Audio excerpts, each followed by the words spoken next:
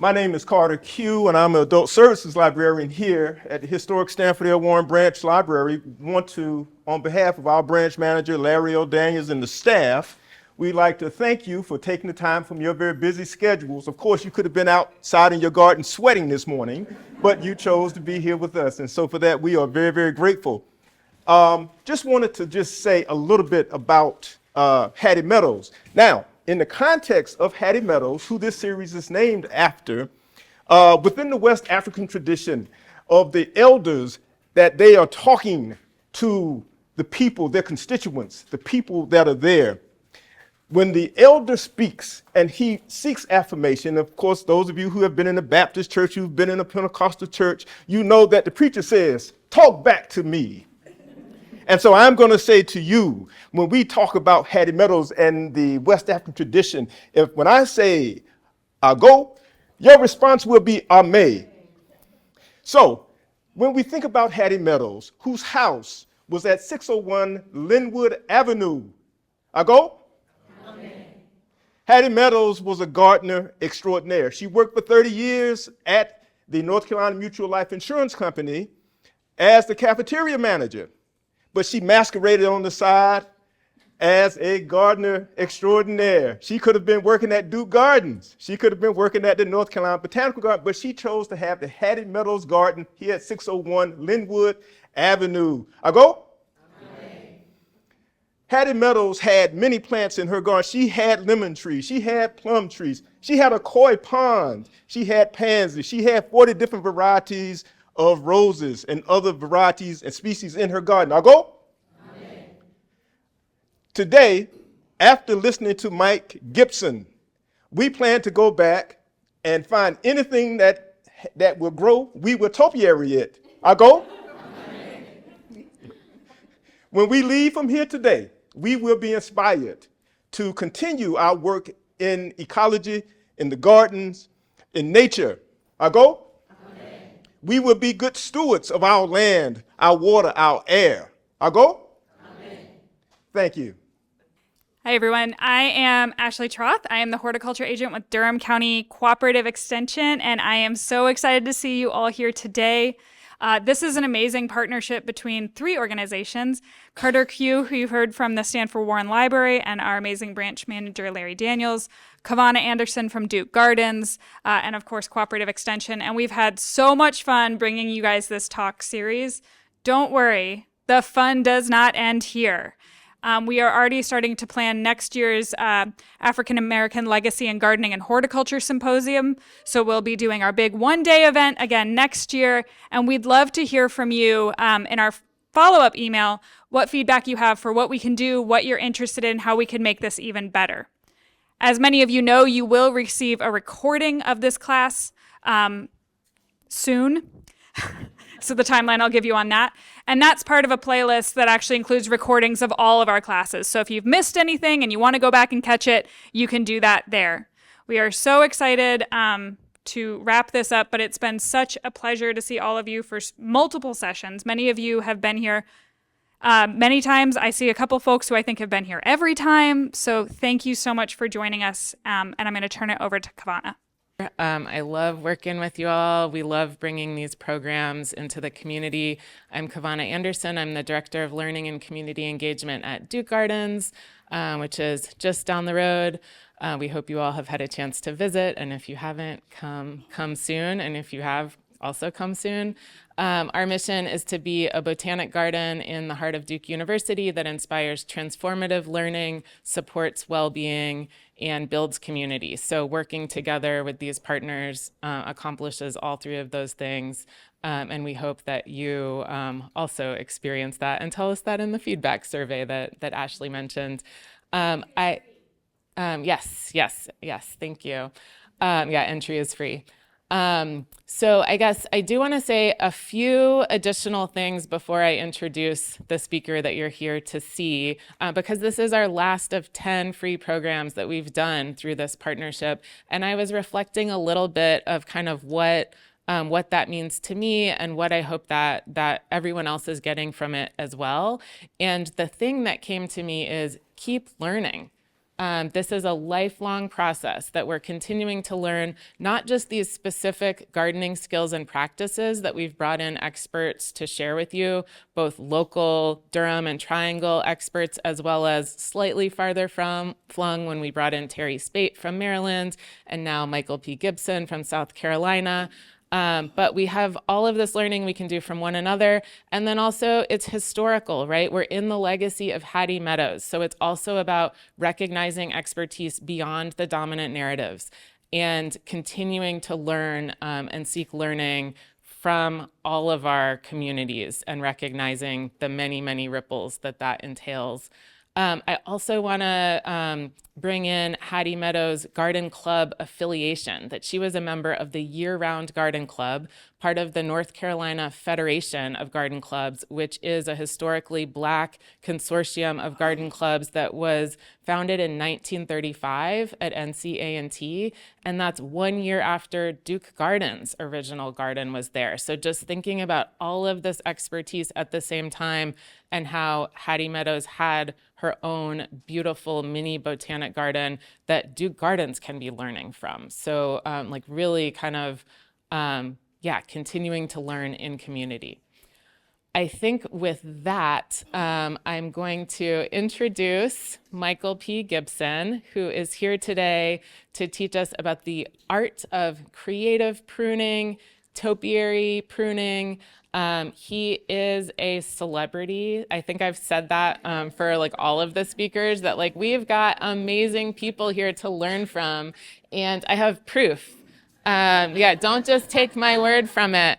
I want to just mention a few places where you can continue learning from Michael Gibson. The Tree Collectors is it's a New York Times best-selling author who wrote about different people in relationship with trees in different ways. Mike Gibson is featured in here. And then also in the most recent issue of Southern Living, which you can get, there's also a spread on his amazing work. So yesterday he came to do 2 hands-on programs, one with a group of high school and teen audience, and then also for adults, and just really delighted that he's continuing to spread his expertise and knowledge today through this program. And with that, I will hand it over to Michael P. Gibson. Wow, look at everybody here. Look at this. I do this almost every talk, every program I do. I love to take a moment to just breathe and be present, all right? So what we're going to do is we're all going to take a deep breath and we're going to hold it for 3 seconds and then slowly let it out, okay? Let's take a deep breath.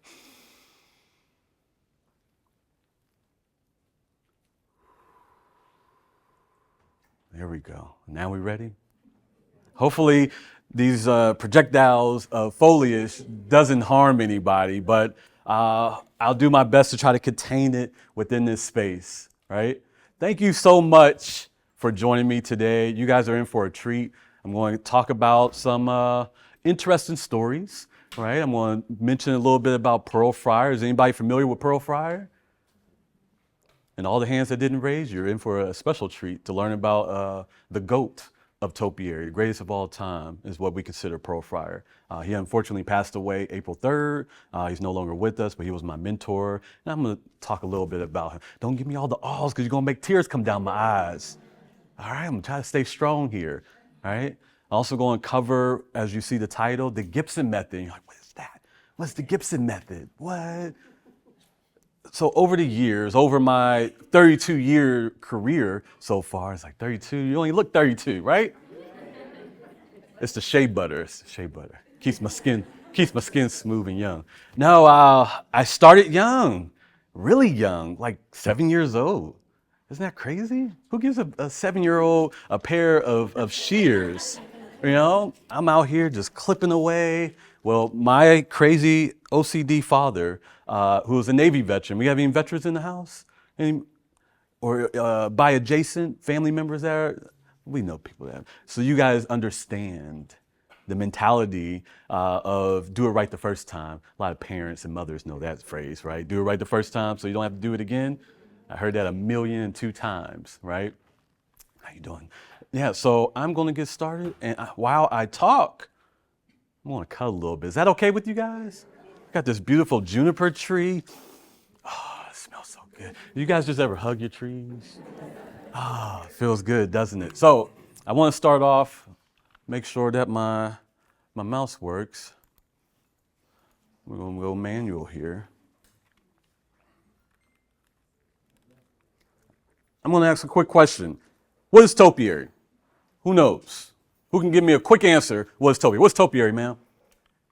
I thought it was shaping a tree to or a plant to a certain shape that you had in mind. Ding, ding, ding. She wins. I don't have a prize. I can give you.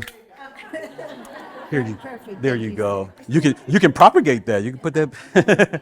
Yeah. See, she knows about propagation. She's exactly right. She's exactly right. Topiary is just the art of pruning trees and shrubs into any shape. So how many people have picked up a pair of shears or a hedge trimmer and attempted to cut your shrubs? Yeah? Almost everybody. You guys are topiary artists. Put it on your resume. I'll write a letter of recommendation for you. All right? Maybe you can get hired at Serdu Gardens. Do some topiary out there. Now, this would be really great if this worked for me. There we go. Oh, well, I skipped a little bit. But the history of topiary goes back ancient years, right? When we think of topiary, a lot of people think of the Romans were the first to start this. There was a friend of Julius Caesar, and he wrote a letter to Julius Caesar talking about all these beautiful creations that he was seeing on his escapades and journeys, and that kind of started a revolution. Everybody wanted to have these animals and different geometric shapes, right? But after the fall of Rome, because, Roman Empire didn't last too long, after the fall of them, kind of like phased out a little bit. People weren't upkeeping with the maintenance, because topiary does require a lot of maintenance. Yes, yes, it does. Yes, you'll see. You'll see how I clip this. It's going to take me a little bit. And even I'll get it to a recognizable design, and I'll probably stay a little bit after and put a little bit of finishing touches on it. But you guys are going to get a chance to see something. But it's amazing how topiary took on this new craze around the world. Then you start seeing France and England creating knot gardens and box gardens, and then they started incorporating topiary more. It started coming back, and then it started becoming kind of like a keeping up with the Joneses thing. All the castles throughout England, throughout the world, everybody that was wealthy had some topiary, and it was kind of like, oh, you got a topiary garden? Well, look at my topiary garden. I got more topiary than you. You got topiary? I'm gonna get some topiary, and everybody started getting topiary, right? That was what they all wanted to do. Come on, right there it goes. After I click it 50 times. Uh-oh. Don't worry. You're not supposed to see that. All right. That's all right. All right. But now the Europeans, they were doing like classical topiary. When we think of classical topiary, it's something you probably see all the time. We see spirals, geometric shapes. You probably trim some of your hedges in just nice rectangular prisms, or keep it nice and round, right? Yeah? You said boxes, and what'd you say? Oh, I think and meatballs, some big old meatballs, pyramidal shapes, right?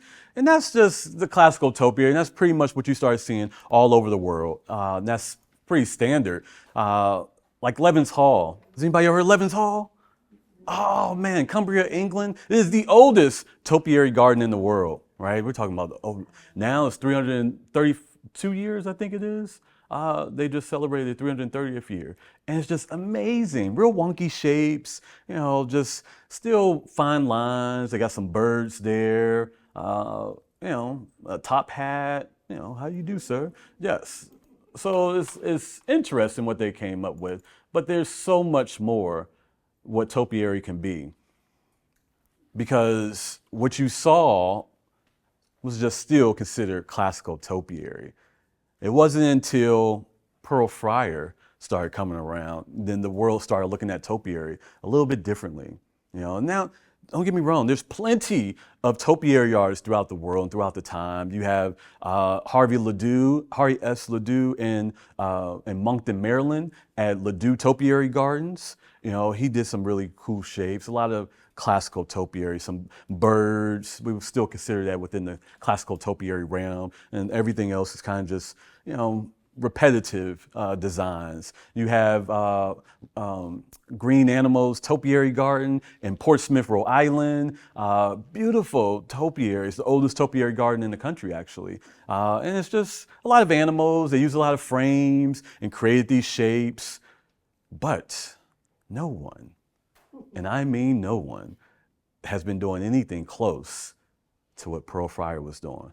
Now, I won't spend too much time on Pearl, but I do want to tell you a little story so everybody knows, because I saw only like 3 hands raised when I asked who knows Pearl Fryer, right? So I want to make sure you guys understand who this amazing man was, right? So you got to go all the way back to, you know, where he was born. He's from Clinton, North Carolina. Anybody near Clinton? From Clinton? You from Clinton?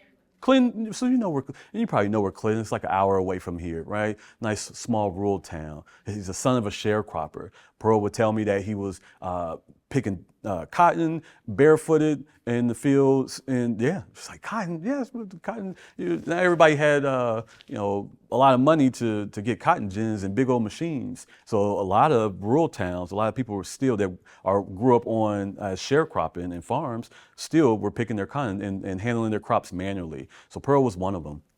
Eventually, Pearl does get drafted. He skipped the draft. He voluntarily went in right before Vietnam was occurring. So he kind of missed all that craziness. But he had the opportunity of seeing some bonsai, right?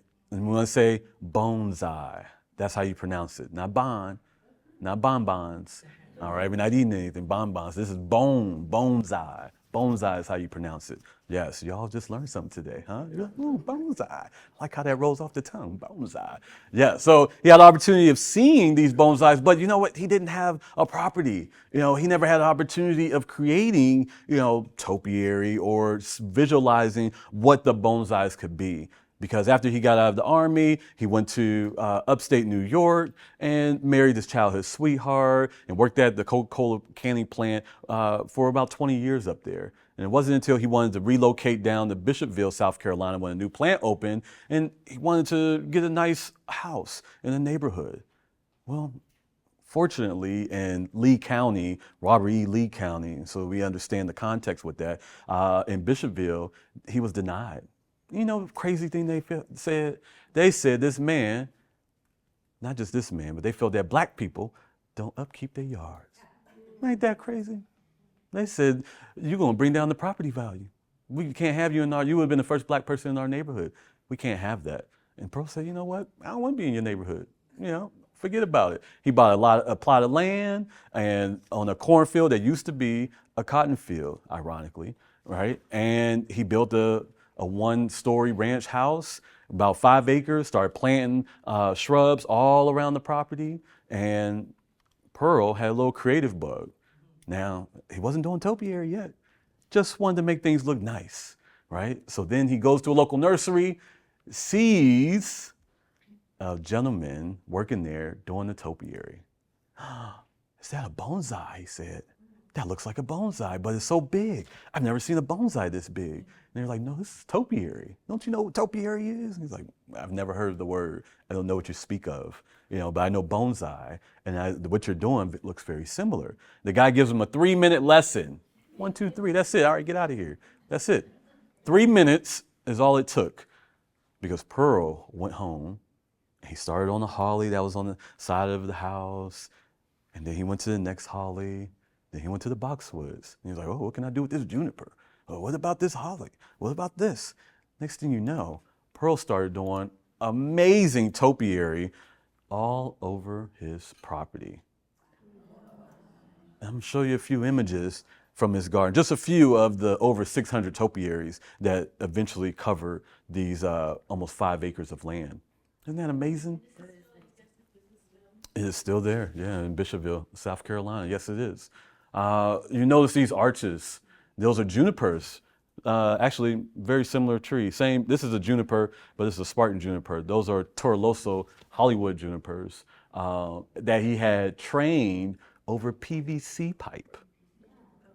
That is plumbing pipe that is stretched over a rod of rebar that's stuck in the ground. And then he zip tied the branches so that it can train and grow across. Amazing. And took years for that to happen. Now, not to get ahead of it, but it wasn't until Pearl and his wife was driving around town, and you know what they saw? They saw a sign in the yard that said Yard of the Month. Oh, it's a competition? Well, why didn't y'all tell me that? He said, oh, it's on now. I'm going to show everybody that I can upkeep my yard. That phrase stuck in Pearl's mind until he passed. And it never went away. He always revisited that phrase. My front yard got to look good. I got to make sure everything in the front yard looks good because that's the first thing everybody's going to see. Right? That's why he put these arches and beautified the front of the yard. This is actually adjacent to his house. He ended up buying the lot next to him and ended up doing that lot as well. But let's give you a few more images to go oohs and ahs about. Is he standing on that tree? What? So, right, he is. He is standing on that tree. So, Pearl goes back to the house, and he starts, doing more topiary, planting more trees, and then he applies for the local garden club's Yard of the Month. He says, I'm a shoo-in. There's no way I'm not going to get this. Immediate no. Oh no, we've never awarded a black person this award. And besides, you live outside the city limits. You move 2 streets up, and that's not the city anymore. It's like, what are you talking about? The sign says, welcome to Bishopville right there. Like, I'm definitely in the city. Well, Pearl said, you know what? Don't even worry about it. I'm gonna put my head down. I'm gonna get to work. I'm gonna do so much work. I'm gonna force your hand. I'm gonna beautify my yard so much. You're gonna be forced to give me this award. It's like, no, we're not. Good luck. Over the course of 4.5 years, Pearl beautified his yard to eventually it becoming one of the world's, not just the country, but one of the world's most famous topiary gardens. Y'all hear me? In the world. Cumbria, England ain't got nothing on Pearl Friar, okay? Look at this. And even the metal you see there, those sculptures, those junk art that Pearl created as well.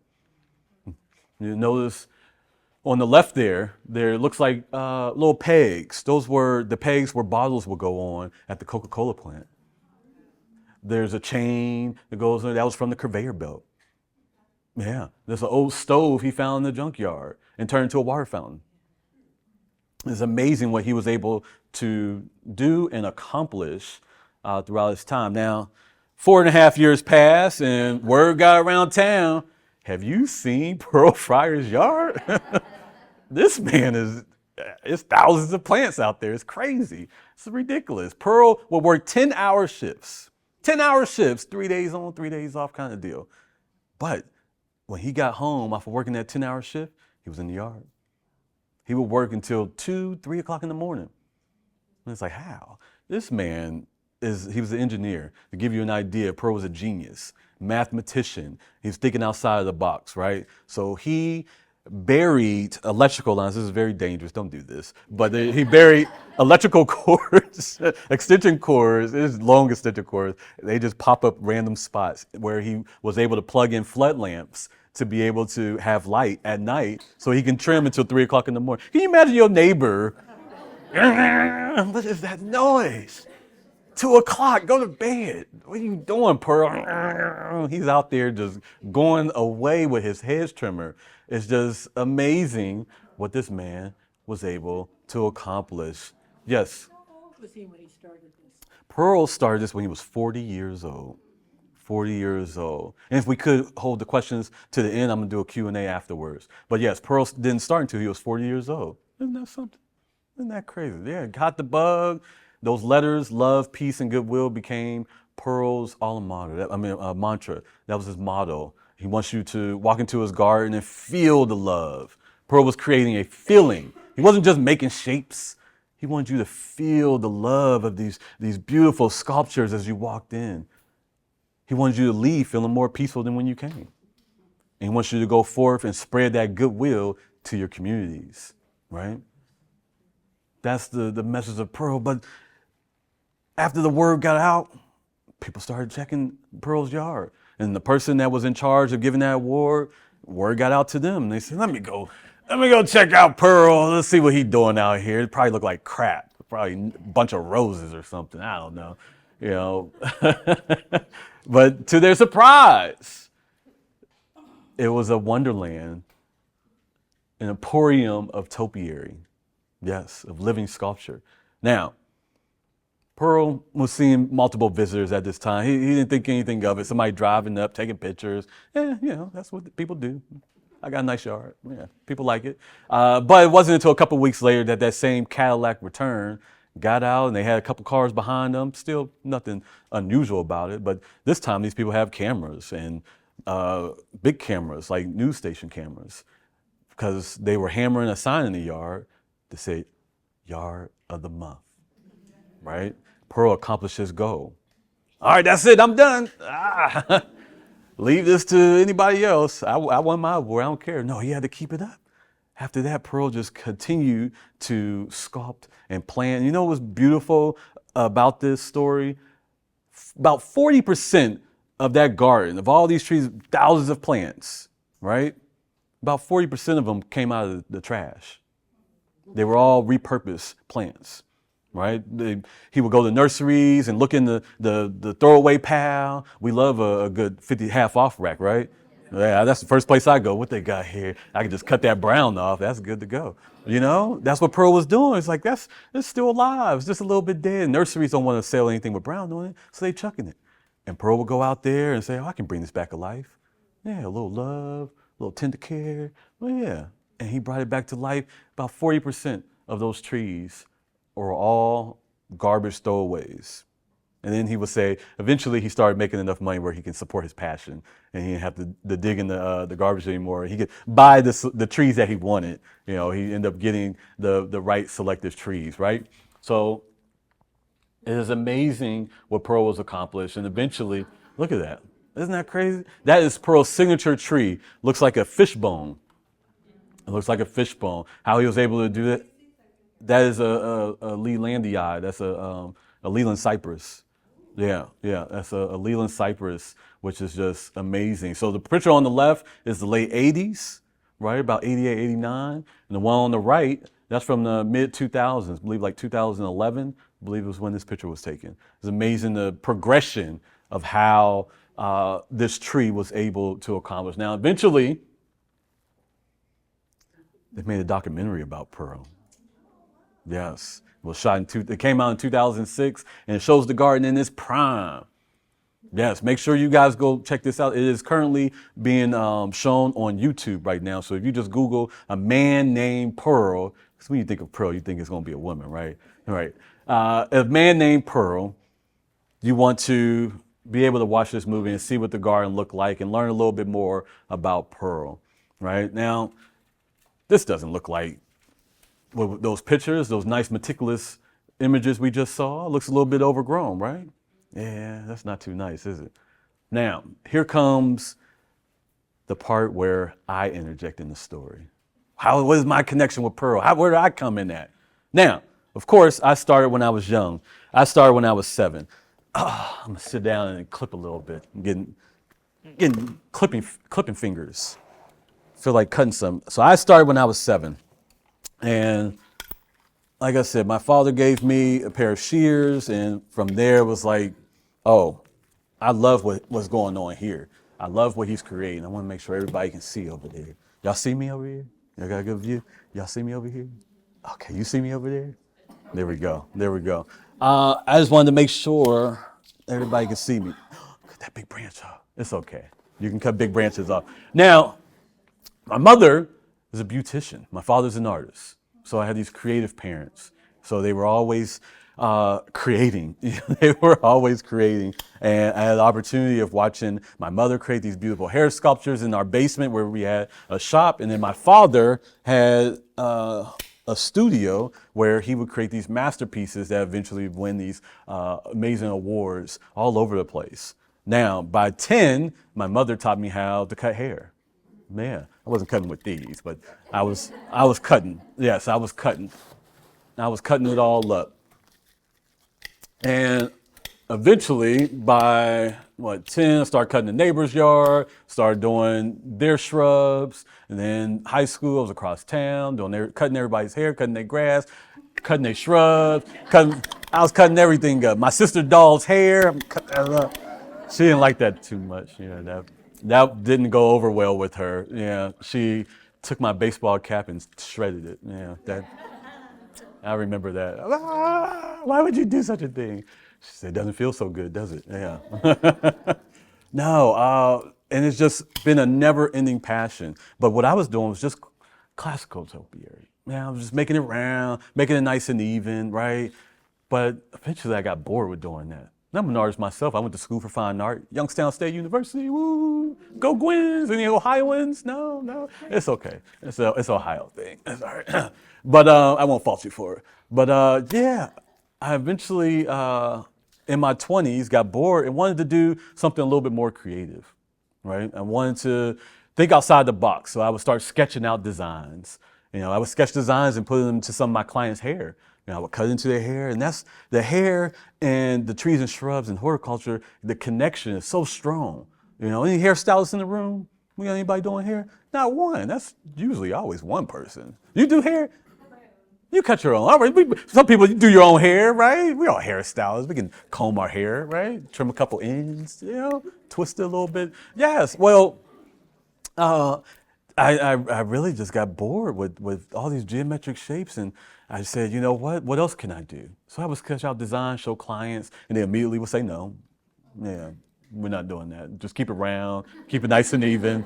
I don't know what that is, but that's not going in my shrubs, unfortunately. But eventually, some people started saying yes. And it was a beautiful thing. So don't worry, I'm going to catch you guys up to where Pearl comes in. You gotta know the origin story and why it makes sense and how I came to be in this chair cutting this beautiful juniper for you guys today, right? So eventually, some people started saying yes. And I started doing some really cool sculptures. And one day I was visiting home in Youngstown, Ohio. And I showed my father, who's my biggest art critic. I've always shown my art over the years because he has a great eye. He knows art. He understands it. And I was showing him a design. He immediately said, "Wow, that looks like a Pearl Fryer." I said, "Who's this white woman you talking about? Who Pearl? She in England? Where's she at? I want to see her work." He's like, "No. Pearl is a man, a black man. Let me show you." He gets on the computer, and as it's loading up, and it's just like, what? Huh?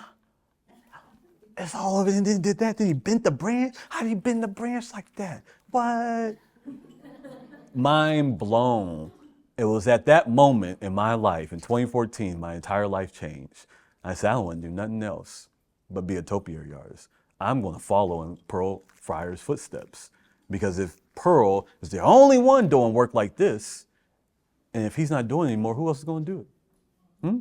Who else is going to keep up this tradition of doing beautiful living sculptures?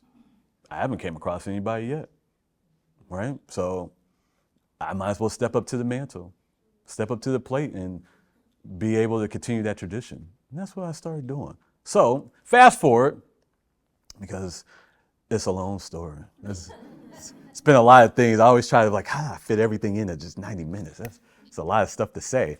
So I was inspired by Pearl to further my topiary career, okay? To further this career even further along. And I wanted to beautify my hometown like Pearl was beautifying his. He was putting topiary not just at his house. He did the local Waffle House. He had topiary down the median in their downtown. He did a couple other clients around town. He was beautifying his hometown. And I was just so inspired by that. I wanted to beautify my hometown. Now, I come from a very rough neighborhood, right? And they're like, oh, what's rough? I don't know. I grew up in gang territory. The leader of the Southside Bloods lived across the street from me. His brother killed my uncle in '96. Yeah, that's how crazy it was. Yes, and I'm lucky to be here with you guys today because it was wild. At crack houses on either corner, it's just a lot going on, right? So my parents made sure that we stayed focused on the task at hand, that we always kept our head down, and we always had the best yard on the block, right? Yeah, we of course we did, right? So I said, you know what can I do to lend my talents to my hometown? Well, I went on a mission to create a bunch of topiary. What's a bunch of topiary? If somebody said, wow, that's a bunch of topiary, how much is a bunch of topiary if you saw a bunch of topiary? What would you consider? Three. That's a bunch of topiary? That's a little bit of topiary, right? 20, that's a bunch of topiary. If I saw 20 topiary in one place, that's a bunch of topiary, right? Yeah. How about 330 topiary? That's not a bunch anymore? that's just a whole lot. Yes. No. 330 topiary to model the area code 330 of Youngstown, Ohio. Man, I said, well, what am I going to do? Am I going to do 50 topiary? I can't just do 50 topiary. That's a bunch, but that's not anything substantial. Is anybody going to blink an eye like, oh, that's 50 topiary. That's all right. You did all right. What about 100? Well, 100 doesn't seem like a big number either. If I'm not going to do 50, I might as well do something big. And thinking of the area codes, like what can I do for our city? And I was like, 330. And I would tell people and they would laugh like, oh, it's impossible. There's no way you're going to do 330. How are you going to do 330? It's going to take you forever. 6 years. Started in 2014, and in the middle of COVID of 2020 in May, I created my 330th topiary. Isn't that something? 330? That's crazy. That's crazy. 330, yes. It is so wild to even think. I know you're like, wait, wasn't you just cutting down there? It's okay. You can do whatever you want. You can just cut any kind of way. It doesn't matter because eventually I'll make something out of it. It doesn't matter what cuts. I can make any cut and it'll still come out to be something really, really cool. Yeah, so 330, that kind of put me on the map a little bit. People started noticing like, oh man, he did 330. Can you do my yard? So I started getting more and more, and eventually I had the opportunity of meeting Pearl Fryer. Yeah, 2016. 2016, I had this amazing opportunity to actually come to North Carolina, and with a friend, I said, wow, wait a second, North Carolina, isn't that like right above South Carolina? It's gotta be pretty, because I'm in Ohio, I don't know what's going on down here. We just get snow and we can't think about stuff, yeah, so it's too cold. Then I said, wow, we gotta go see Pearl Fryer. So I get down there, and I was like, wow. What? I was opening them. How did you do this? How does it bend in? And then it goes here, and then does that. How's that possible? And Pearl poured in me for like 3 hours. Just answered every ridiculous question I asked him. I'm sure he was like, oh my God, leave, kid, leave, get out of here. Why are you still here? No, and then I returned every year from 2016. 2017 came back. Hey, Pearl, what's going on? Look what I'm doing. 2018, I took my then girlfriend at the time and proposed to my wife in the garden. I said, hey, how you doing? Yes, and then 2019, I saw that the garden was getting a little bit overgrown. We didn't get a chance to make it down. In 2019, Pearl was sick.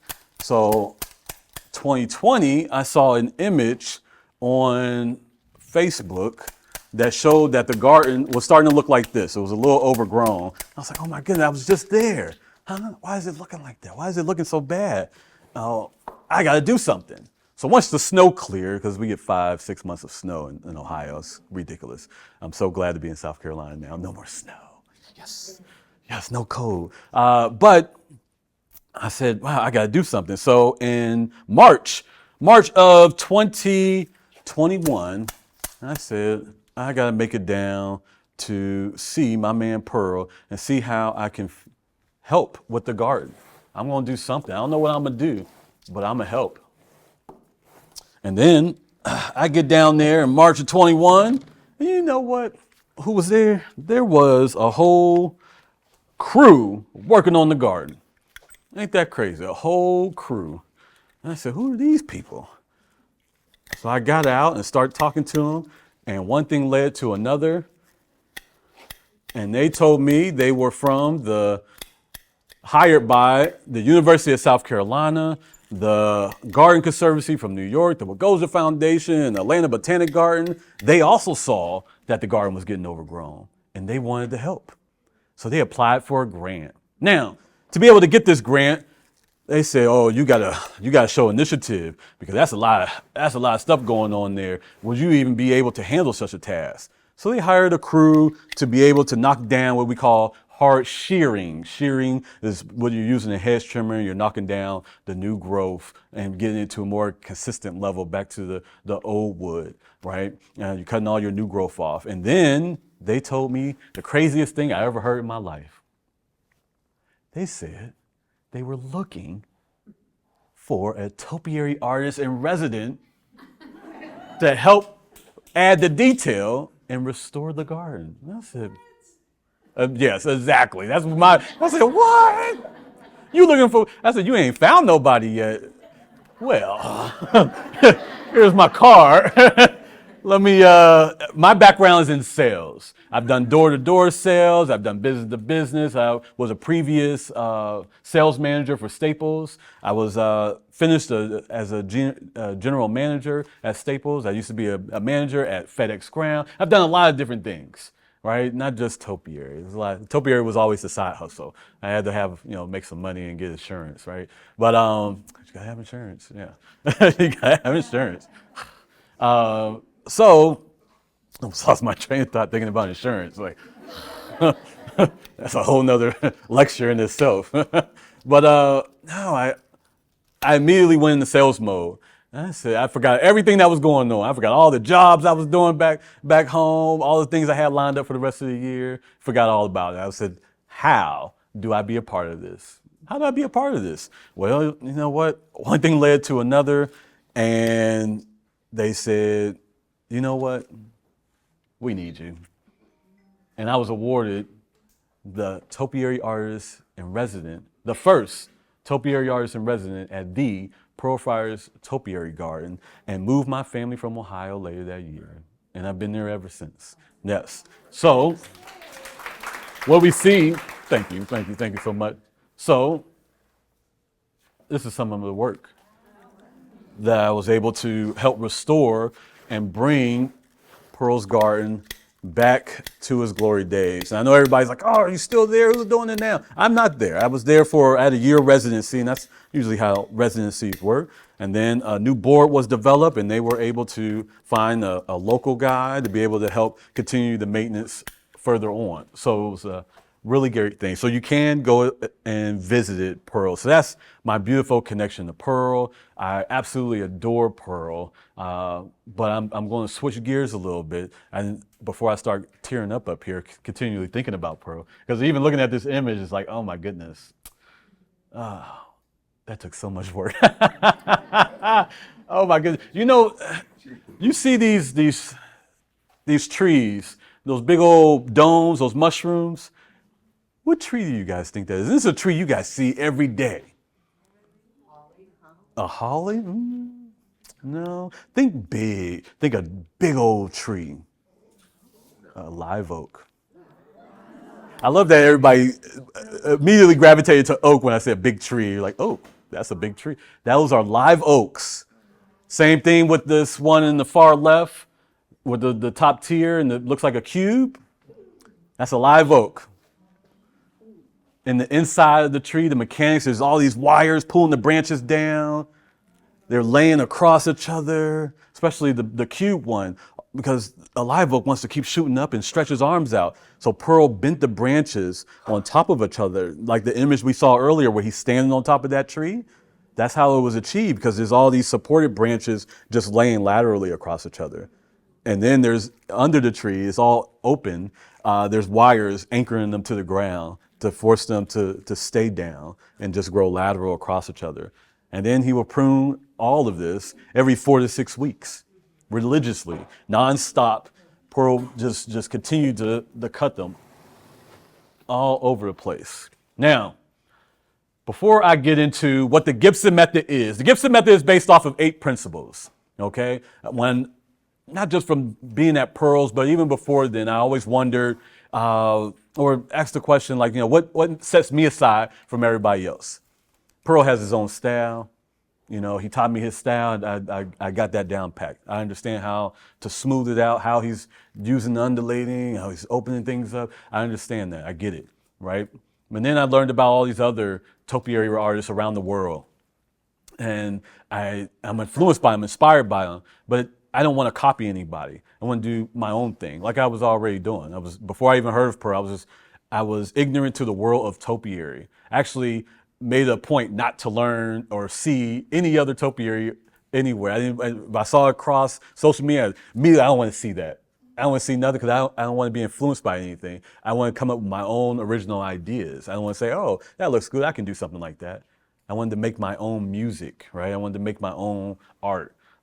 So eventually I had to come up with a name, what sets me aside. And there's a long scrolling list of things, it's like, oh, I do this different. Well, nobody's doing this, nobody's doing that. And I was able to, after much deliberation, condense that down to 8.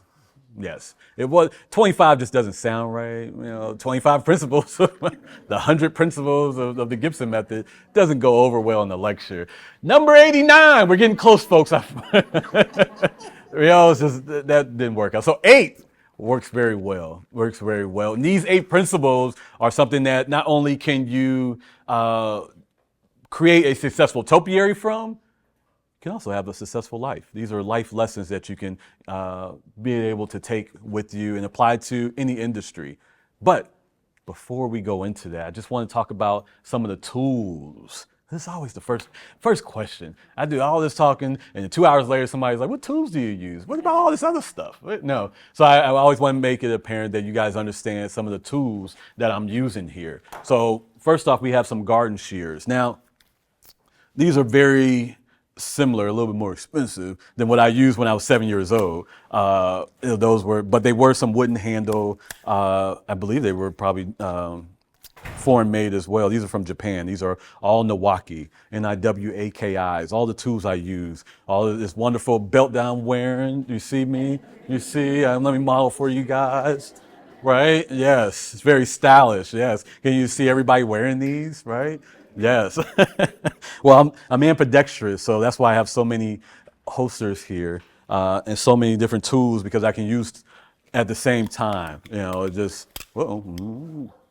There we go. I can be able to cut simultaneously at the same time. It just works out. Now, your garden shears, that's going to clean up all the softwood. As you've seen what I was working with, I'm gonna come on this side a little bit more so I can see what's happening. Let's see, I'm gonna open this up. You see, my garden shears, they can handle pretty much anything, but you notice how you heard that big click, click, click. I'm running into a big branch here. We see that? I'm never gonna wanna cut that with my shears. I'm gonna wanna get that with something bigger, either my loppers or a saw. I'm gonna pass them all, that way I don't gotta keep coming back. Snips and there we go. My bypass pruners, like it's one of these, no. Your bypass pruners, one blade, right? Anything thick, branching that you run into an issue. And rule of thumb, when you're trimming, it did cut easily. Wasn't supposed to cut yet. It's just habit, muscle memory. It's like, it gotta go. When you're trying to cut thicker branches and you run into an issue, if it doesn't cut immediately, stop. Don't force it. Like, I just gotta cut, get out of there. No, don't do that. Not only are you hurting yourself, you're hurting the tree. Don't just be cutting them up like that. Be nice, consistent cuts, right? But when the branches start getting a little thicker, I'm gonna use my bypass pruners to be able to cut that. you want to be able to cut a little bit of thicker branching with it because it can just eat it like it's nothing. Hopefully it doesn't pop in anybody's. Did that get you? I'm sorry. And maybe pass out some goggles to everybody. But your loppers are going to use even bigger branches. So like if I wanted to cut the trunk of this, I'm going to use my loppers. That's going to cut that out. My saw, even bigger branches. When I'm in bigger trees, I'm going to use my hand saw to prune some of the branches off, or a chainsaw when I get to even larger tree trunks. You have your topiary clippers, a couple of them. Yes, of course, you gotta have two, right? It just makes sense to be able to have two. And I can see over there, I can see here, and then cut that, and then look over here. I don't think I want that at all. Get out of there. It's like, what? You allowed to cut that? I promise you can. Yes. Your topiary clippers add in the detail, right? I get sketching it out with my shears, then I'll come back over and do some detail, and then I'm going to get even closer with my snips. My snips are like a small needle nose. You notice how they all have these shoulders. Proper way to hold it is right up under the shoulders, put it into your whole palm, not your fingertips, because you don't have any control over this. You just all over it, and it falls and hits you in the knee, and now you're bleeding, and you're like, man, it's gushing out. You're like, what am I gonna do? So just make sure you hold it nice and firm. Grab it nice and firm. It's ergonomic. That way, all you gotta do is just open and close your palm. Your fingers are doing too much work, right? You gotta use a lot of power to keep those steady. Just put it in your palm, nice and easy. Now your snips are used to get close to the trunk, right? I want to do the cleanup, which is going to be a lot of cleanup on this. You want to be able to get nice and close. The tiny little branches, get the little babies there, clean those up. Yes, anything on the trunk, you see that over there? That's what I'm using these guys for. I'm using my snips. Now, how do you clean them? How do you keep them sharp? Great question you guys just asked. Oh, man. Well, I use a couple tools. Cleaning them, real simple. It's called a cream mate. Cream, not clean. I don't know why they call it cream, but that's the word. Cream. Cream mate. It's like a gritty stone, right? Like a little gritty stone. And what it does is, and I'll give you a live example. Yes, I'm using 409. Use any degreasing cleaner, breaks down the sap a lot better. You can use alcohol. You can use a cap of bleach mixture with like a 1-in-1 or 50-to-1 little cap mixture into like a bottle of water. Just something that's going to break down that sap, because you don't want sap all over your shears. Proper way to clean this. And this is really great to know. I'm going to tuck one handle under my arm, okay? See this little loop here? That's where I'm going to put my finger. That's going to prevent this from the shears from cutting my finger off. All right, so I'm trying to clean it, and then like, how do I clean this? Tuck it, hold it firm. It's not going anywhere. And all I'm going to do, small little circles. Can we see this? Oh my goodness! You see how it just disappeared? Just disappears. I'm gonna do the same thing on this side. Just scratch it off. Boom, boom, boom, in and out. Just take your time. This is a great meditative thing. I clean my shears every single use. Every single use before I use them, they get clean, and I sharpen them. Just a nice sharpening whetstone. All you're going to do is just drag it across the blade. We hear that? Ooh, that's a nice sound. That means it's getting sharp. Ooh. And draw it across. Now, I gotta say this because a lot of people are unaware. When you look at a pair of shears, you see the one slant, right? We all see that it slants, and that's your blade. But did you know that it's actually a little tiny little blade that bends like this on the edge of it? That's where the sharpness is. So not here, but here. That's where you want to get it sharp. You want to drag it across, but not this way.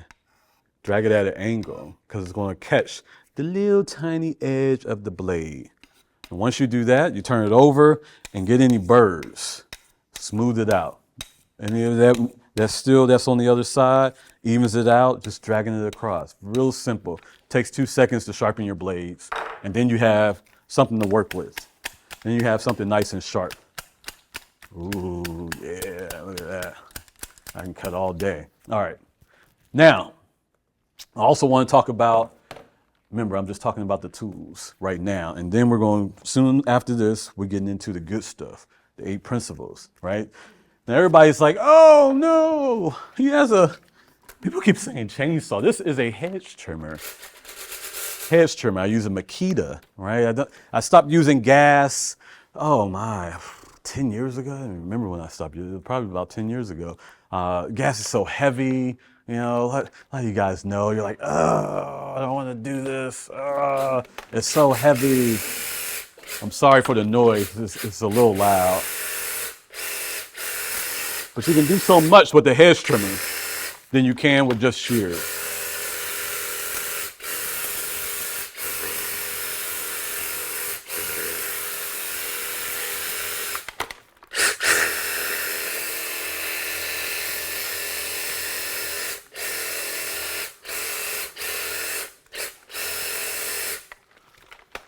You guys get the point, right? No, I am going to. Did anybody get hit with? I see stuff was flying all over the place. Sorry. We'll come back to those. But the hedge trimmer is so much lighter, so much smoother. You want to use a combination of both. I'm probably doing this maybe 80-20. I'm going to do everything with my hand tools first, and then I smooth it out. But it also depends on the tree and how much it is. You know, if I got to do 50 trees and turn them all to topiary, I'm not going to do 50 trees all by hand. You know, I'm going to speed it up a little bit and reverse that process and do 80% with my hedge trimmer and carve it out and sketch it, and then come back and smooth it out. Add the details in it, right? It's starting to look like a little something, isn't it? Looks a little different than how we started. Did you guys take a before picture? Because I didn't. I forgot to take a picture. I don't remember what it looks like anymore. Yes. Oh, go back. One last thing. How I clean my hedge trimmer. I do want to point this out. I'm using, make sure it's off before I cut my finger off. We're always cutting fingers off, right? You gotta be careful. I just use a wire. I'll spray it down and just use a wire brush and clean it off. So I do that throughout the job because it's going to get a lot of sap on it. I'm doing it before the job, before every job, because you don't want to trim this juniper, then go to the boxwoods, and then go to the hollies. You can be transferring pathogens, right? We don't want to do that. You want to make sure at least spray it down, get some disinfectant on those blades before you go from one tree to the next, especially different species. And even if it isn't different species, even if it's the same species, just make sure that you are cleaning your blades. All right, now for the really good stuff. So, it's shaping up. I see what's going on. And you're probably like, wow, how did you know where to cut? How did you know where to start? And that leads me to the first principle. You got to be confident in your vision. Yes, get to writing this down because you're going to need to know. This is part of a book that I'm currently writing right now about the Gibson Method, right? This is, think like the Montessori method. Any educators here? Educators know about the Montessori method, the teaching. It's a different way of learning to teach kids. It's the same thing with the Gibson Method. This is something that I feel is going to revolutionize the industry. When you think about how people approach creative pruning, I go to gardens all over the country and I see that a lot of people just, haven't been taught very well. And it's not their fault. When you go to hort school or go to school for horticulture, they're not teaching you about topiary, unfortunately. There's actually no school in the world you can go to learn about topiary. You got to learn it by knowing somebody. I knew this guy that did topiary. He taught me some stuff. And he was like, all right, you got some skills then, come on. You go work for a landscape, you work at a nursery, you work at a garden, whatever it may be. That's how usually you come in contact with topiary. But in school, they're only going to teach you about prop and pruning techniques. You want to grab it at the node, and you're going to cut here, that kind of stuff. And you don't want crossing branches, so you want to get that away, But you want to be able to bend the rules just a little bit. Now, being confident in your vision, what does that mean? You gotta be confident in your vision. You gotta know what you want to do, right? When I look at trees and shrubs, it's like, you ever see those kids doing Rubik's Cubes, right? When they can solve it really fast. I was watching a series on Netflix and they're just 2 seconds. It's amazing. I've never seen nothing like it. It's like, go, and they're just done. And it's like, yes, world record. It's like, what? 2.3 seconds? How? And they observe it, they look at it, before they go, they're allowed to look at the pattern. And apparently, if you know the different pattern, you can solve a Rubik's Cube pretty fast. It was like, oh, that's like a combo in Mortal Kombat or a video game, up, up, down, over, left, right, right, right. And then you can make a finishing fatality, you know, if you play video games. That's a video game reference. Right. So they're just turning in and going. That's how I look at, I'm sorry, I moved out your frame. That's how I look at trees and shrubs. I immediately look at them and I start solving the puzzle. I start looking for the patterns. Oh, it's not growing there. There's an open space here. I like how it's coming up there. You know, that's got to go. This swoops on this side, so I'm going to cut that out. And then it comes over here. That's going to go there. That gets away. I'm going to eventually cut this. I'm going to smooth that out. Go here. Got it. You know exactly what's going to happen, right? You just solve the puzzle, like boom, boom, boom, and then you see it. You see it, and once you see it, be confident in it. Now, just being confident in your vision, that's one thing, but you got to take the necessary steps to get there, to achieve a goal. A thought, that's just a theory, right? That's just a theory, like, oh, I want to be a doctor. That's just a theory. But then you got to go get your bachelor's. Then you got to go get your master's. Then you got to go to school for 15 years. And then after 25 years, you can finally be a doctor, right? Any doctors in the house? You guys will understand though, right? The residency was 15 years. Like, wow, I don't want to be a doctor. No. That's why I have insurance. The connection there. You see it? Yeah, you got it. Yeah, so you gotta know how to get there. Now, this scribble scrap sketch that you see on the screen here is an idea that I quickly had when I was at a client's house years ago, and I said, oh, you know what? I see something else in those shrubs. And I said, what do you see, Michael? What do you see? I see sound. I see the sound. So what you see there, and we're Buckeye fans, you know, O-H-I-O. It's an Ohio thing. It's okay. I don't blame you for not knowing how to do it. It's all right. I say O-H and then you say I-O. O-H? I-O. Oh, man, yes. Y'all some fellow Ohioans out here. This is great. It's like you can be walking in the airport. I see somebody with the Ohio State on. I just yell out, O-H, and then miles away, somebody's like, I-O. It's like, we got it. Yes, that's our thing. Anyways, and it's a popular fight song in college football. Oh, like every team does it, but Ohio State does it, and we do it very well. So before kickoff, you know, and then one side of the stadium says, O-H, and the other side says, that's how it happens, right? So I wanted to put this sound that I heard into these shrubs, into this hedge. Oh, you see it? You hear it? You hear that, right? I showed the client and they said, yeah, right. There's no way you can put that in my hedge. I dare you. I dare you to do it. How much is it going to cost? I said, $75. I'd do it for $75. I just wanted to get it done. Now I look at it, I was like, what?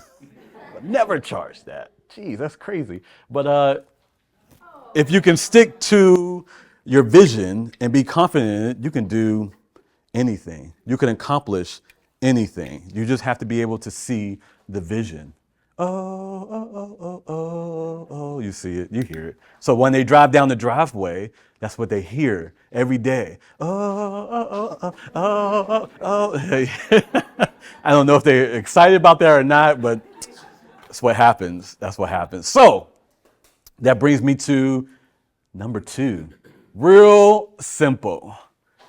And we're all going to say this too. Just be you, all right? So we're going to say 1, 2, 3. We're going to say be you, okay? We got it? We follow directions? All right, 1, 2, 3. Be you, be you. That's how you're going to remember it too. Be you. Being you is empowering individuality, right? Be original. Every single person here is different. We all have different fingerprint. You have a path that's not my path. Your journey is not my journey. right? You did this, you were a doctor and you spent 30 years to get to become a doctor in school. That's not my path, right? That's yours. You do that, right? So being original and coming up with a unique design, that's imperative when you're thinking of doing the Gibson method, because you're not doing the same thing over and over. It's not cookie cutter. I'm not going to make a spiral and do another spiral and everybody getting spirals. No. Everybody's getting something different. So like what you're looking at is like, what am I looking at? This looks, wow, I don't know what that is. On the far left is a tree. So I was commissioned by the Credit One Charleston Open.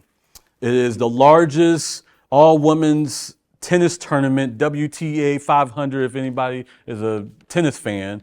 Largest all-women tennis tournament in North America. It's a very big tournament. Serena Williams has won there 3 times, and plenty of people that have went on to win many Grand Slams have came through Charleston. It kicks off the season for tennis in the beginning of the year. So they called me and said, "Hey, can you make a trophy out of in a topiary, like a trophy?" I said, "Yeah, show me a picture. What does it look like?" I said, I seen these yellow and purple stripes on the trophy and said, all right, I can make the shape. I don't know about them colors. God bless you. I don't know about those colors. Maybe I can spray paint it. No, that looked tacky. That's not going to look right. Maybe I can put some silk flowers in there. Maybe, but that also looks tacky too. I don't do fake stuff. It's got to be real or nothing. I'm not dealing with nothing fake.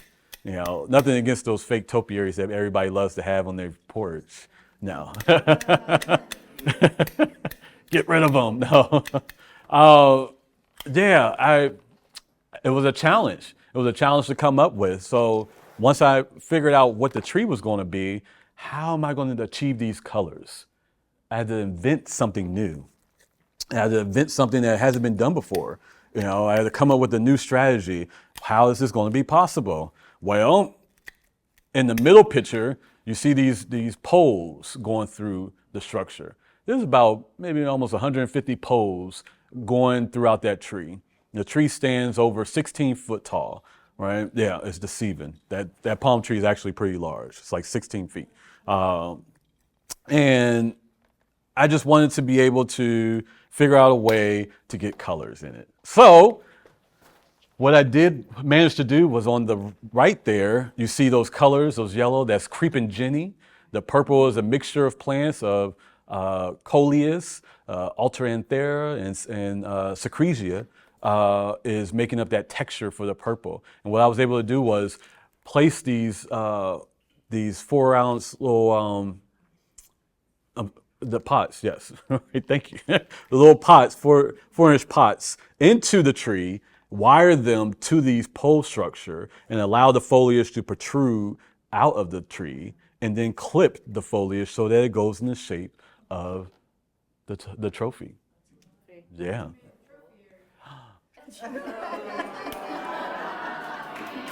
No.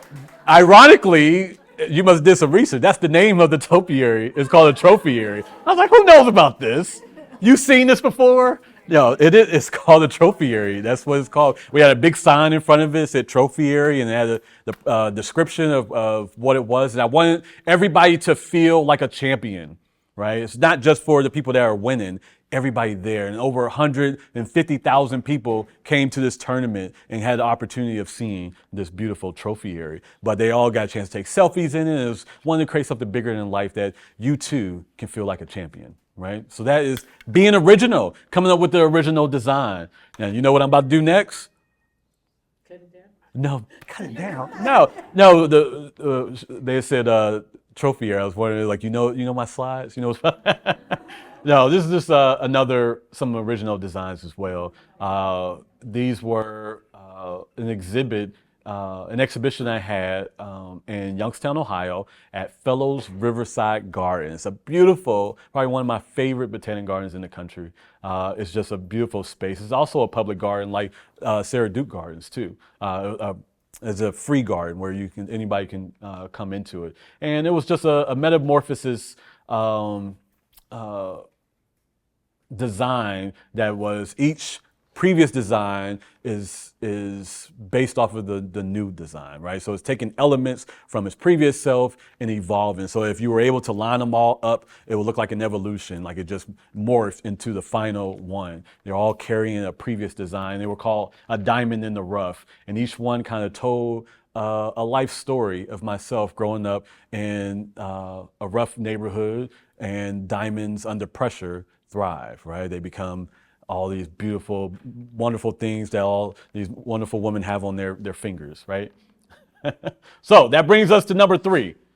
Now, we already remember 1 and 2. Well, this is number 1. Be confident in your vision. Number 2 was be you. And number 3 was, oh, that's right. We learned about 3. That's right. We're on 3. Be patient in your technique. When I look at this tree, this juniper that I'm pruning right now, it's not that tall. But you know what? This guy is going to grow to over 20 feet tall. Okay? When I look at this tree and even this craziness up here, I'm thinking of when it is, 5, 10, 15 years from now. Right? I'm imagining how this is going to grow out. This comes over. This swoops out here. This tree is going to be about 5 feet wide. You got to envision this. You got to understand how the plant is going to grow, but also have an understanding of where you want it to grow. Where are you going to put that energy at? How are you redirecting the energy? And what does that even look like? Should I stay or should I go? If you got to question it, that means it's got to go. It's got to go. It's got to go. Don't think about it. Don't think twice on it. Just do it. Now, being patient in your technique, everything, and I mean everything, takes time. I mean, we were all 1 year old at one point, right? Isn't that something? We were all these little babies. I have 2 kids. I have a 8-year-old daughter and a 2.5-year-old son. And it's just amazing watching them grow. It's just how things change over time. My son, I have to always say he's 2.5 because that half matters and the parents understand. She knows. That half, as soon as he switched over the 2.5 months, it was like, click. I can do everything now. I can jump off of couches. I can talk all day. Everything. Yes, it's a wonderful experience. So everything takes time. So what we see on the far left, a client approached me. It's actually the same type of tree this is, the Spartan juniper. Client approached me and said, hey, I planted this topiary and for some reason it doesn't look the same anymore. I said, well, did you ever prune it? Prune it? I bought it from the store. What do you mean? It's supposed to stay like that, right? That was 2 years ago. It's like, 2 years ago, girl, all right, don't worry. I can fix it. So on the middle picture is how it was able to be restored and then add a little element to it, add that little spiral at the top of it. And that's what you see on the far right there. In the middle is where that spiral was. Every season over 4 years, this is a 4-year span there, I would add a little bit more detail, but it was always the intention from the beginning when I first saw that spiral, how it was going to be in 4 years. And I thought, in 3 years, I can add a whole nother section. Every year, I'm just going to keep growing it up even more, right? Everything takes time. Even when I say be patient in your technique, you see, I got all these tools on. If I handed these tools to you, would you be able to use them all? Yeah. 32 years of figuring out and finding the best way to do things more efficiently, right? Yes. It's an ongoing joke we have about being always being efficient. Yes. And there's nothing wrong with being efficient. You want to be efficient because that's my everyday life. All I'm thinking about is how can I make this better? How can I improve on this? How can I make my design better? How can I make this beautiful? When I'm doing that, I am practicing different skills. Using 2 hands took time to do that. Even how which one is a good one? Even how I hold my shears. If you want to get straight edges, notice how you have a hex nut here. And then you don't have one on the back. Isn't that crazy? Yeah. It's flat. That's where you want straight edges. If I wanted something that is straight, I'm using the flat side of it. If I want a curve, if I want stuff that's curved, you're going to have the hex nut facing down. Reason being is it's already naturally a slight slant. You see? how it's slanted slightly down.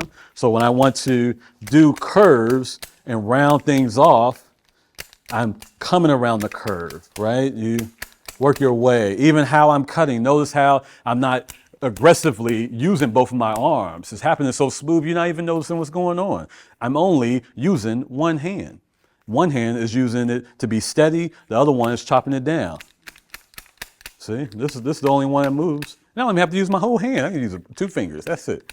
You know, just, now that takes time. That took time to develop. Everything takes time, so be patient in your technique. As things develop, then you can add that detail, then you can master it and get a little bit better at it as well. So that brings me to this beauty. This is one of my favorite topiaries. I've created now close to 800 topiaries across the country in over 27 states. I have work. I've also completed over 100 programs around the country. Educational programs, all of the above, workshops, demonstrations, all that cool stuff. This is some of my favorite. I just love how this design came to be, right? And when you're looking at that, you're like, that's all right. What do you think? That's all right? Yeah. You know what? The client actually approached me and said they wanted to cut it out. And they said, hey, can you come take all this stuff out? It's like, you are crazy, sir. I do not take anything out. You called the wrong company. However, let me come look at what you got to take out, and maybe I can save it. Maybe I can make it beautiful. Maybe I can improve on it. So get the image in your head. We got it locked in? You guys ready? All right. I hope it's good because I'm setting it up pretty nice. Right? Like, that's all right. All right. So first, initially, you got to come up with the design, right? Yeah, right? That's not too bad. Now, things take time to develop. When I first originally carved this out, I said, I see how it's going to get more dense in this area. This area is going to grow out a little bit more. The top's going to get a lot smoother. I can do all kinds of stuff with it. Just got to take time, and then it can look like this after 6 years. Yeah, that's year 6 is how smooth it got. And then wait a couple more years, in 8 years, it improves even more. Topiary only improves over time, okay? It improves. It's constantly going to improve over time. You just got to be patient and allow it to develop. And that's with everything, right? That's with everything improves over time. I don't think I want you over there either. That's got to go. That has got to go. All right. So that brings me to number 4. Now we following with number 4. We're halfway through. We all up? We waiting? We got it? Number 4 is storytelling. Just what I'm doing to right now. I'm telling you guys a story, right? You got to be able to find the story within. Make something meaningful. It's got to make sense to not just you, but to the client, to your space. If you guys are going to go home and create some topiary, come up with a story, right? You want to come up with the idea and the story that makes sense. Now, what you see on the left here was at one point a topiary. It was. The client said, hey, can you just clean it up and make it look nice again? Oh, I could do that. That's nothing. But what if I improved it a little bit more? So we see these crazy shapes. What do you immediately see on the right? What did your eyes gravitate to? A heart. You said 2 eyes? There's some eyes in there. You see the heart? You see the heart? What about the C that is above the heart? You see the C? You see that C? Now you see the heart, because Cindy loves Larry.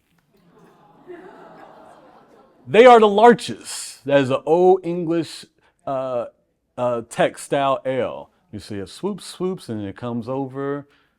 Their love is intertwined. They've been married for years. They have a daughter. Her name is Mackenzie. Do we see the M at the top? You guys see that M over there? That's an M for Mackenzie. She went to Youngstown State University. Go Gwins! When she was little and they planted these trees, she called them my trees. She reached out and hugged them. This is a story after talking to them, the owners, of that they were explaining to me. Yeah, when we planted those trees, she used to say, my trees all the time, and she was hugging them. So we got to make sure we do something really nice to these trees. I said, my tree, got it. Youngstown State, got it. Larry, hearts, got it. Put it together, putting the pattern together. She majored in nursing at Youngstown State. So follow that ball right under the M, and that's a pole that goes all the way down with the trunk. And those two eyes are the snakes going around it with the wings, which is the nursing logo, right? The logo for nursing, because she majored in nursing. She is now a nurse now, which is pretty awesome.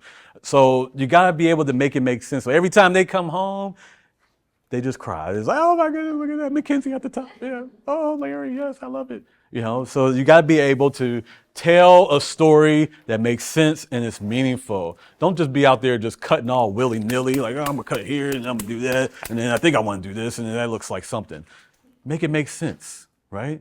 Make it make sense. Now, there's ways that you can make that make sense. You want to find a sense of balance with sacred geometry. Ooh.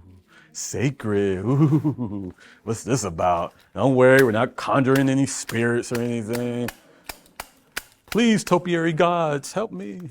No, sacred geometry is all about having this harmonious design, making something that has a balance. And there's so much more with it, because everything, and I mean everything, is based off of a spiral. We call that the golden ratio, the golden spiral, or also known as the Fibonacci sequence. We got some of y'all familiar with the Fibonacci sequence? Yes, Fibonacci sequence is in everything. Seashells, the galaxy, us, as in humans. We started out as a feces that unraveled, right? We all unraveled into our mother's wombs. Plants unravel out of a seed, right? DNA, double helix spiral. Yes, you're getting it. Your face is a perfect spiral. Start with your nose. Come around to your eyes, to your lips, the whole body is a spiral. Everything is based off the spiral. So once I started seeing spirals everywhere, now I just see spirals everywhere is a spiral.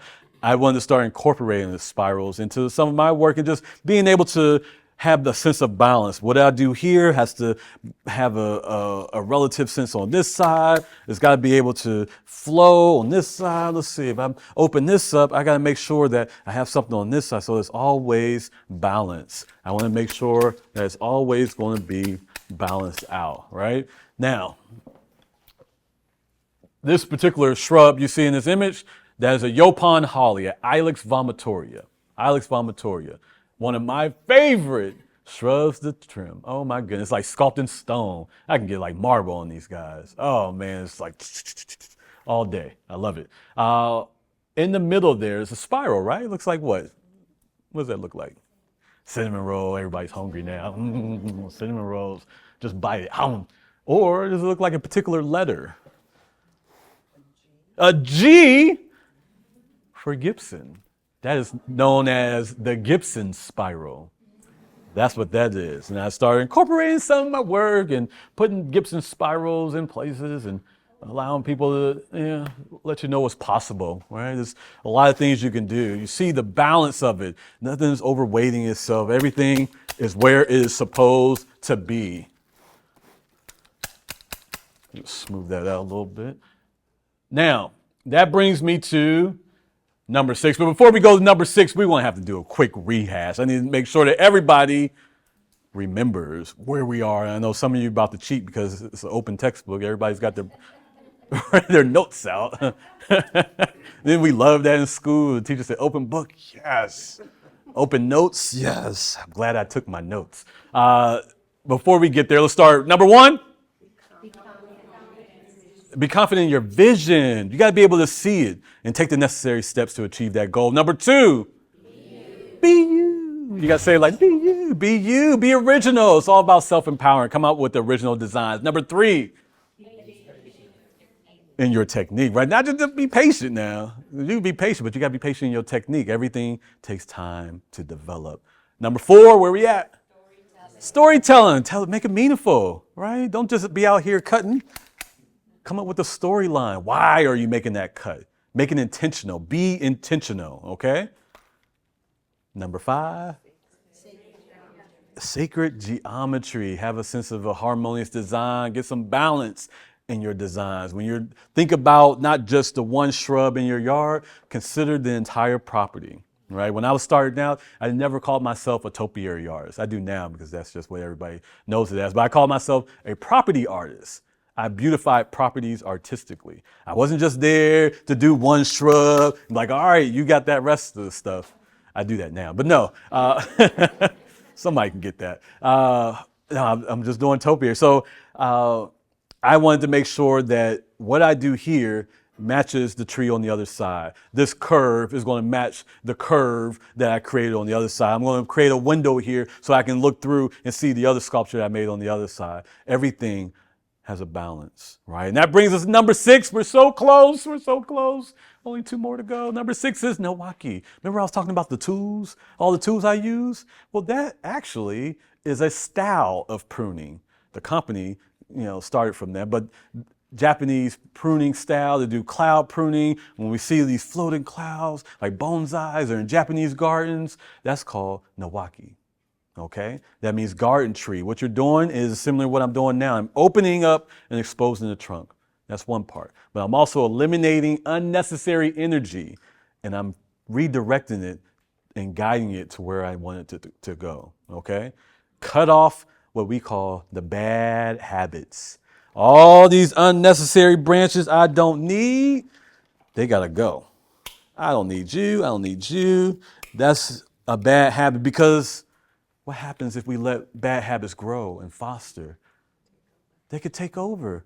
If I let this little tiny little piece of new growth right there, if I just forget to cut it, that little new growth is going to turn to softwood, that's going to turn to a hardwood, that's going to produce more branches, that produces more foliage, that produces more softwood, produces more, you got it, right? Make a song out of it. Yeah. New growth, the softwood, the hardwood. It's a new song. It's coming out soon. No, but you want to eradicate that, get rid of it. It's got to go because if I let that foster, that's going to grow and ruin my design that I had in plan. It's going to ruin my vision that I had, right? Don't let anything deter you from your vision. Cut it out. Get rid of it. It's got to go. That's a bad habit. Don't allow that habit to develop and ruin your design, right? So, Milwaukee, you got to open it up, get more airflow, and allow more sunlight in. Topiary is actually the healthiest thing you can do for trees and shrubs. You know why? What? Airflow, right? We're always hearing you got to open up the shrubs and cut out the inside to allow more airflow. You need more sunlight. Remember that photosynthesis back in school? Yeah. Topiary is allowing that. You're eliminating all this unnecessary energy because it's using so much energy to grow. Remember, it wants to be 30 feet tall. It's pushing out from the roots and trying to sending all these signals to the nodes saying, grow, grow, grow. But if I eliminate some of these branches and now in this foliage, it's going to say, grow here, grow there. We're going to grow here. And as this grows and I continue to keep pruning away some of this unnecessary bad habits, now I have something that I can work with, that I can cultivate and create something even better over time. Remember, being patient in your technique, allowing it to develop, right? So what we see here, that's just a mess on the left, right? I didn't even know it was a shrub over there. I didn't know what that was, right? It's just, ugh. But on the right, see the relief? Even looking at the left causes anxiety. It's like, ooh. Oh my goodness, it's just too much clutter. I gotta clean it up. And now it's peaceful. Yeah, you may even notice in that bottom right-hand corner, that little spiraling G. Did we notice that little G in the corner? That bottom right-hand corner there? It's a little G there. It's a little Gibson spiral, a little signature I can put on some of my shrubs. Yeah, some of my creations. Now, we're gonna go back to that one house because this is just a perfect example of Milwaukee.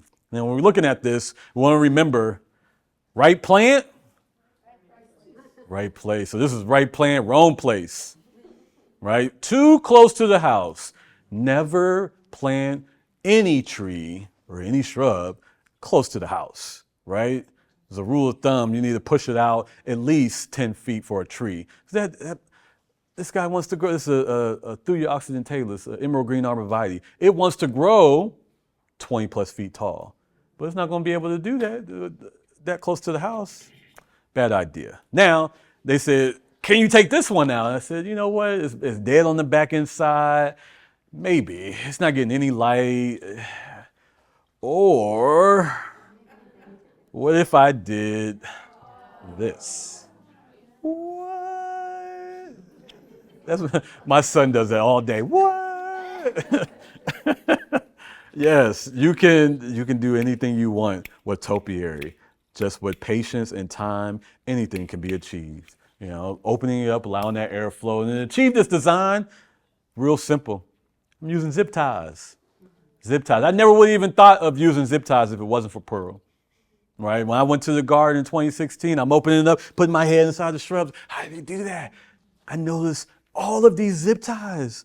You know, he would use zip ties to be able to say, there's a gap here that's not here. You just got to use your imagination, right? And what he's going to do is going to bring a branch here and pull it over and zip tie those branches together, you know? Maybe he wants to cluster something together, put a zip tie around that, clean it up. There's so much you can do. All these branches are being pulled from different areas, and I'm just zip tying around them, cleaning all the small little new growth and dead wood and everything off of the branches.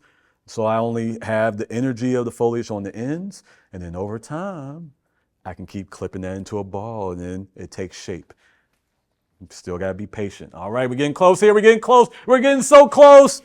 We are on number 7. We only got one more. Don't worry. We're getting so close. I'm getting close on this too. I see the finish line. I see what needs to happen, but there's also all these little tiny little bad habits I got to clean out.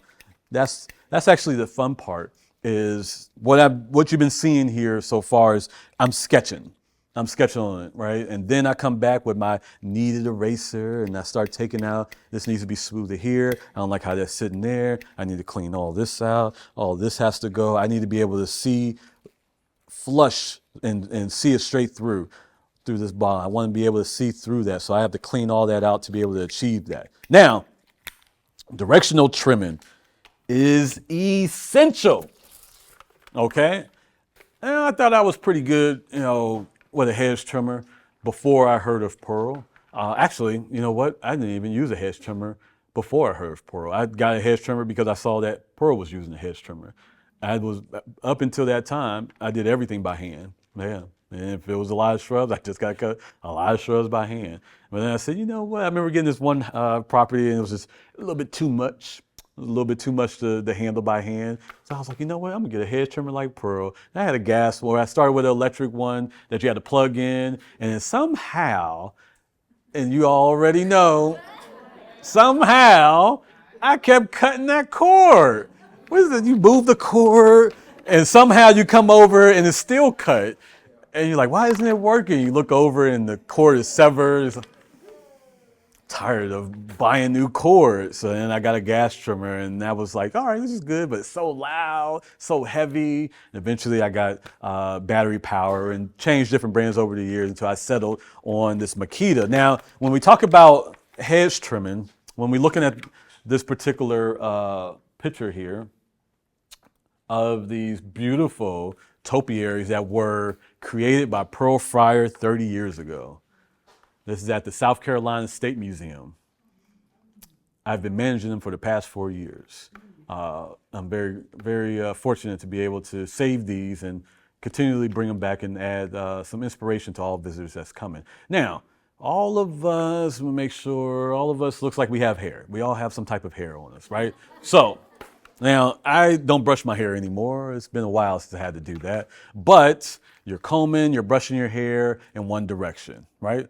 Sir, he combs down his goatee. Yeah, he brushes down. I don't know how I missed that. You didn't have hair right in front of me. Yes, he's like, I got something. I brush it down. But what we aren't doing is this. We're not waking up and said, I'm going to comb here and I'm going to comb here. Some people are like, that's exactly what I did. I said, all right, let's go see Michael Gibson. No, you're combing in one direction. You're combing down, you comb here, you comb there. The same thing applies when we're talking about a hedge trimmer, right? I am going to smooth this in one direction. I am never, ever, ever, ever, ever, ever, ever, ever going to go back and forth. This is motion. This motion, you see that every person in the world is doing. They just, I don't know who taught them. Remember, there's no schooling telling you this. Somebody that you worked with, grandpa, did it for 50 years, and he's telling you this is how it's done, son. And then you just have to do it because he's bigger than you. And so, okay, sir, whatever you say. Yes, you want to avoid this swathing back and forth. I'm telling you, this is not achieving anything. And if you're a horticulturalist, you want to fight me on this, you can meet me outside. No, don't do that. Don't beat me up. I'm a topiary artist, not a fighter. But we want to stay away from this back and forth. I mean, the hedge trimmer is telling you, no. It's saying, don't do it. I don't want to stop going back and forth. Brush it, comb it, right? Foliage and on trees and shrub, they're just like hair follicles. They lay in one direction. If you go against the grain, it gets rough. Find the path that the tree wants to go and smooth it in that way, right? That was Pearl's technique. He smoothed. You see how I'm going to cut this, but I'm never going to come back down. I'm never going to go back and forth. I'm going to find which way I want to go and stay in that direction. I want to smooth.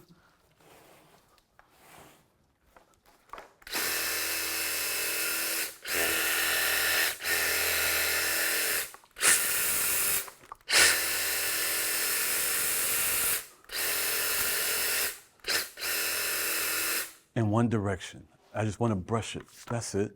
I'm just brushing. Now, you can bend the rules and play with that a little bit. You notice these arrows, how this is achieved, how you get that shadow look, just like how you get it in grass, right? It's the underside of the leaf, right? So if I'm coming up all the time, I create a shadow that gets there. And then what I'm doing is I'm coming up, and then I'm dragging it. I'm turning it off because I don't want to cut the screen. Muscle memory, I'm like, cut something. Yeah, no. Forgot, it's just a picture. It's just a picture. I was like, oh, missed a spot right there. But you're coming up, and then I'm dragging from this side down. And then once I get on this side, everything gets dragged down. I go across and I go down. But then with that, I can play with the motion of it, with the direction of how I'm combing it. It's how you get those swoops in your hair, because how you're combing it like this, and you just get a little swoop and you bump it up and you spray it with something and it stays like that. It's amazing how hair can just stay once you spray a product on it. It's cool. So I am playing with some undulations. I'm going to cut it down and swoop, and I do that every 6 weeks. Every 6 weeks, I do that same motion. Same motion. Every time I cut that section, I'm going to do this every time. This is a new dance. It's called the hedge trimmer. Make a new TikTok for it. Ooh. Kids all over the world be doing it. But yeah, she wants to stay in the same direction. Now, typically, this is going to happen once you get to, oh wait, I'm jumping ahead. Before I talk about that, I want to show what the top of that looks like. Isn't that crazy? It's amazing. I love trimming these. I just did those last week, actually, so they're nice and fresh. So if you want to take a 3.5-hour trip to Columbia, South Carolina, you get an opportunity of seeing that in person. Yes. I'm gonna cut a little bit before I talk about the next one. You're probably noticing, like, wait, what just happened there? The handle changed, right? No, I didn't break it. And oh no, it has a handle that goes. It helps with the balance. So depending on where it is, I always have this on my hip. Anybody shoot pool? Anybody play pool? You shoot from the hip, right? She knows. Then, as soon as I said pool, she said, I got my stick in the car. You trying to play? No. And travel with Lucille today? No, you want to shoot from the hip when you're shooting pool, right? Same thing with the hedge trimmer. I'm going to keep the sense of balance is closer to my body, right? Center of gravity. So I'm never overextending. I just want to cut that. No, like get up on it and keep it close to your body. Keep the trimmer close to your body. It's like you can't see if I'm doing over there. If I'm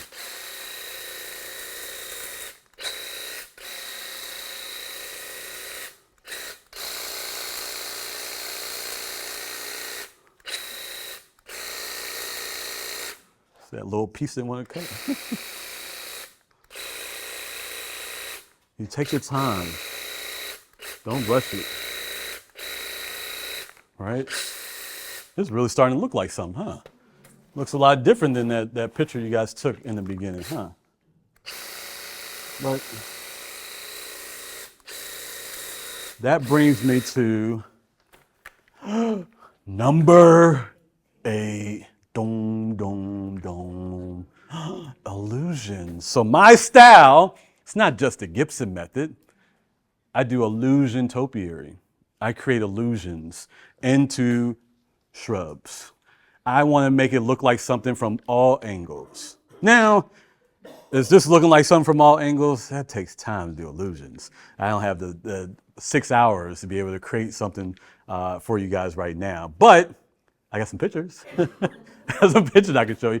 Trompe-l'oeil. Trompe-l'oeil means deceiving the eye, right? I learned that from reading Rainbow, actually. Yes, right. That's why reading is important. Reading Rainbow. Yes, it taught me that you can see one person can see something from one angle, and you may see something from a total different angle. You guys remember those cartoons, those pieces of paper that would say like, oh, it's a chalice, and then you say, no, it's two women looking at each other. You're like, it's a dog. A dog? This guy can't see. It's like, it's clearly a dog with his tongue out. What? You got to be able to see it from different perspectives. So like when I approach this particular hedge, this is deceiving. It's like 15 feet tall. It's a very large hedge. Distillium, cinnamon girl, is the hedge there. It grows really nice. If you want some privacy hedges, that will be a good option to use. They grow really dense and full. However, it's so full and dense, it becomes an eyesore. You can kind of play around with it. You can do a little something to it. I know you probably are like, what is it going to be? What could it be? You see the spirals in it already? Do you see something there? When I'm working on this hedge, oh man, it took a little bit to come up with the concept. The angling had to be perfect. It's like I got to be able to cut it a little bit on this angle. It's got to slant just enough so it reflects off of the light, so you see it at the right angle, the right perception, and then it's hitting. And then when you come in from this angle, this is what you're going to see, right? Because of how it's shaped and it's coming and protruding from this side. I'll just show you.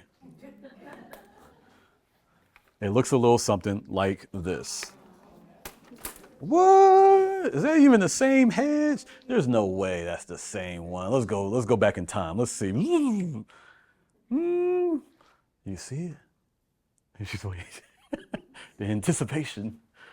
It's like you got to be able to see the vision. Illusions are impossible to achieve in the Gibson method if you're not confident in your vision. If you're not being you, having an original design. If you're not taking the time and being patient in your technique and allowing things to develop. That took me, like almost 40 hours to create, and over a course of a week. I'm getting to. That's the illusion. Yes, I don't just cut stuff to be cutting it now. Yes, of course. There's a whole story in here. All right, what do you think in looking at this? What does it look like? Goose. All right, goose. You said mouse. Anybody see something else? Oh, she said she see an R. It's like a game show. What do you see? What do you see? All right. And that's our buzzer, folks. All right. No, all right. So what was that? Which one was I on, everybody? 3, being patient in your technique. You got to be able to tell a story. Number 4. Number 5 was you got to be able to have a sacred geometry, harmonious designs. You got to be able to open it up and have Milwaukee. Number 6. Number 7 was directional trimming. Directional trimming. Oh, it's like, oh, that's something else. No, directional trimming. If you're able to put all 7 of those together, you can achieve illusion topiary. Illusions.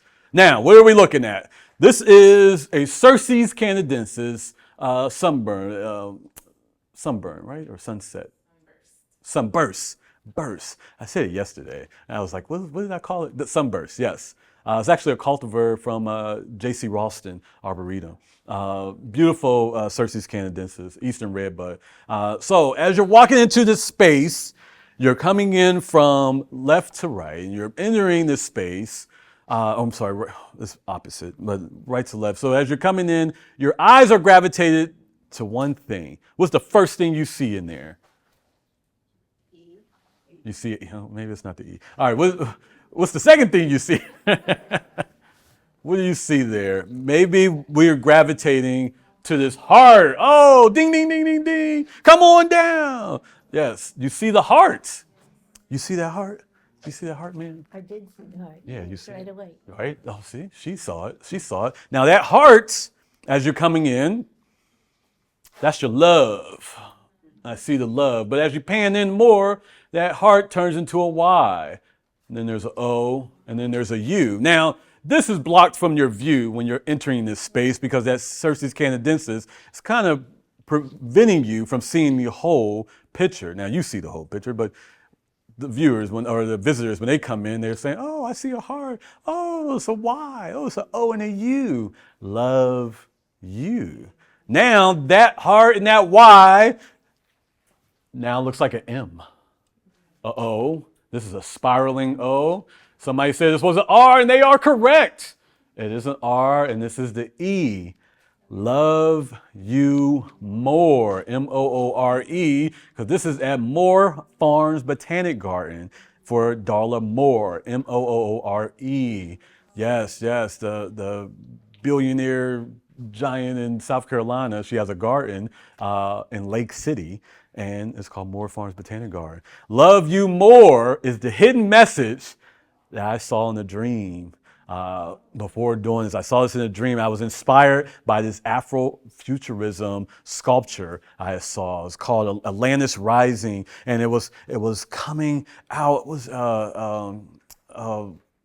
Alex Swavani is the artist, and they created this beautiful sculpture. It's like 12 feet tall. It's this giant image of this woman coming out of like a portal out of the ground. And it's her, and she's got all this garb on, and it's like purple and blue, and it's just amazing. But then I had this vision, I had a thought, oh, that's very futuristic. That she's coming from a different timeline on the multiverse, right? And I thought, what would topiary look like in the future? What does that look like? And I had a dream about it. Just couldn't stop thinking about what topiary looks like in the future. And eventually, I came up with this idea. My future self from an alternate reality told me about this message called Love You More. You can love yourself more. You can love others. Look on the inside for yourself before you reach out and start helping and loving others. So love yourself more, and you can love others. That's the hidden message in there. You hear the storytelling. There's Milwaukee. I was confident in my vision. I knew exactly what I wanted to do. It's the original design. You'll never see anything like this ever anywhere in the world unless I did it. But I won't duplicate my designs, right? It has the directional trimming. It's nice and smooth, goes in one direction, right? All those elements created the beautiful Love You More sculpture. Now, I'm just going to show a couple examples before we get into a Q&A. I'm at we're a little bit past our time, so what we'll do is, nobody noticed.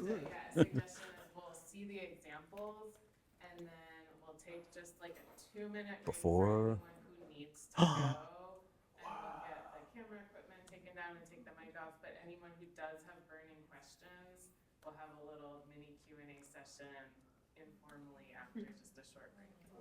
Perfect. That's the rest of that property. with the Cindy and Larry. Yes, there's like 40 plus topiary on that property. Everything got cut. Yeah, so like she said, brief questions, real quick. That is everything. I'm going to, as you guys are asking questions, I'm going to keep adding some more detail to this, eliminating some of those bad habits, get a little smoothness going, and work on the story for everybody. How was that? And that's what I got. That's the Gibson Method to living sculpture. Yes.